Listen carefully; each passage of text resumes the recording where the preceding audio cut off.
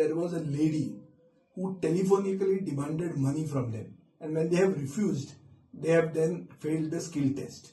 29 have failed, and these people have worked for more than a decade, and one person who has appeared has passed, but she has worked only 4 years.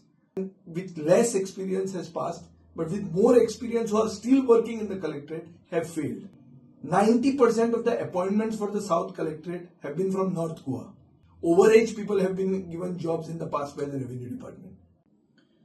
This is a matter of the recruitment of 92 LDCs in the Collectorate, North and South, under the Revenue Department of the Government of Goa. 13,937 people had applied for this 92 posts. The process entirely began in January of 2019. 2019 January the process began. The public notice for this new exam was given in April of 2023.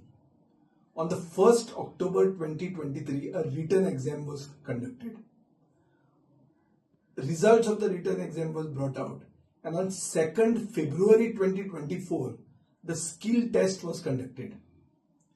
And 7 months later, that means day before yesterday night, that is 9th September 2024, the results of the skill test were out. And people who had applied, many people who had passed the written exam have failed the skill test. And they have come to me saying that there was a lady who telephonically demanded money from them. And when they have refused, they have then failed the skill test. Now, there are glaring discrepancies here. One of which, simple thing is, there are 30 contract LDCs working in the South Goa Collectorate, out of which 29 have failed. And these people have worked for more than a decade. And one person who has appeared has passed, but she has worked only 4 years. One person passed, and with less experience has passed, but with more experience who are still working in the collectorate have failed. What is the meaning of this? 90% of the appointments for the South Collectorate have been from North Goa. So there are flagrant irregularities seen. There are allegations that people who have crossed the age of the required age, overage people have been given jobs in the past by the Revenue Department. The Staff Selection Commission, which was supposed to bring some sort of neutrality and fairness in the selection process, has been bypassed and withdrawn legislatively 3 times in the last 1 year by the government. So the trend of bypassing this standardized recruitment procedure raises concerns about the transparency and fairness in the recruitment process.